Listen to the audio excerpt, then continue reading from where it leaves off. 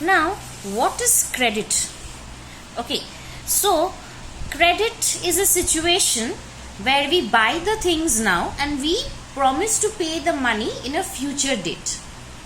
Okay, so now we will be discussing two stories where we will see two different type of credit situation, one in the urban areas and one in the rural areas. Now, first is in a festival season, a shoe manufacturer called Salim has received an order from a large trader in a town for 3,000 pair of shoes to be delivered in a month time, means within 1 month. To complete production on time, Salim has to hire few more workers so that the production can be done in a faster rate. Now he has to purchase raw materials also to meet these expenses. Raw material he has to buy. Okay. Now to meet these expenses, Salim obtains loans from two sources. So first expenses, he has to hire labor to increase the production rate so that he can deliver the shoes within a month time. Second, he has to purchase raw materials. Now to meet these expenditure, what is Salim doing? He is taking loan from two sources. First, he asks the leather supplier to supply leather now and promises to pay him later. So this raw material he takes in a loan, means in a credit. So to the leather supplier he said that to supply leather now, he will be paying for the leather later. So he bought the leather in credit. Second, he obtains loan in cash from the large trader as advance payment for 1,000 pair of shoes with a promise to deliver the whole order by the end of the month.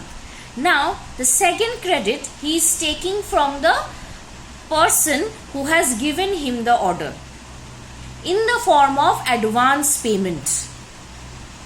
In the form of advance payment, he has taken a credit for 1,000 pairs of shoes with a promise that he will be delivering the full 3,000 pairs by the end of the month. At the end of the month, Salim is able to deliver because obviously he got the leather, the raw material in credit. Now he took 1,000 rupees. He took advance payment for 1,000 pairs of shoes. That also he can use in the wages of the laborers, which he will be hiring for production. So Salim was able to deliver the shoes, 3,000 pairs of shoes by the end of the month, and he made a very good profit, from which he gave the leather supplier also, from which he paid the leather supplier also. Now, in this case, Salim obtains credit to meet the working capital. Working capital means, we have discussed earlier only, the raw materials. So the Salim obtains credit to meet the working capital. The credit helps him to meet the expenses of production and complete the production in time. So credit therefore plays a vital role in this situation.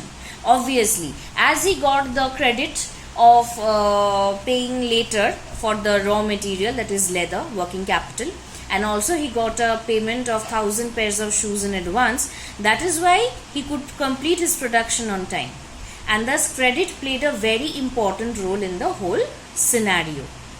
Now we will move to a second situation of a rural credit. Now Sapna is a small farmer.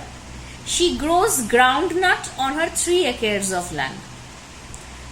She takes a loan from the moneylender to meet the expenses of cultivation, hoping that her harvest would help to repay the loan.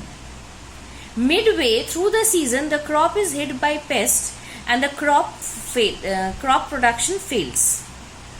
Though Sapna sprays her crops with expensive pesticide, it makes little difference. She is unable to repay the moneylender, and the debt grows over year into a large amount. Next year, Sapna takes a fresh loan for cultivation.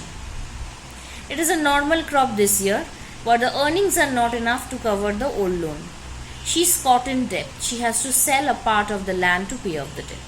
Now what are we seeing? That Sapna Sapna stays in a rural area. She is a small farmer where she grows groundnut in her 3 acres of land.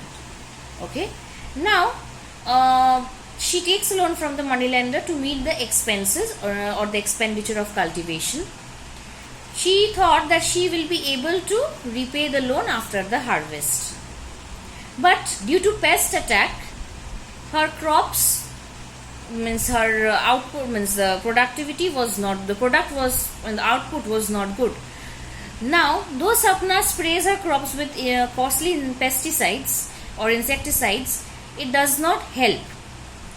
Okay, now she has to pay the moneylender. What she does, she is unable to repay the moneylender, and debt grows over the year into a large amount because she has to pay interest also. So with accumulating interest, the debt grows into a large amount. Next year, Sapna takes another loan. Now her crop is not groundnut, she grows a normal crop with the hope that it will the productivity will be good and she will be able to repay her loan.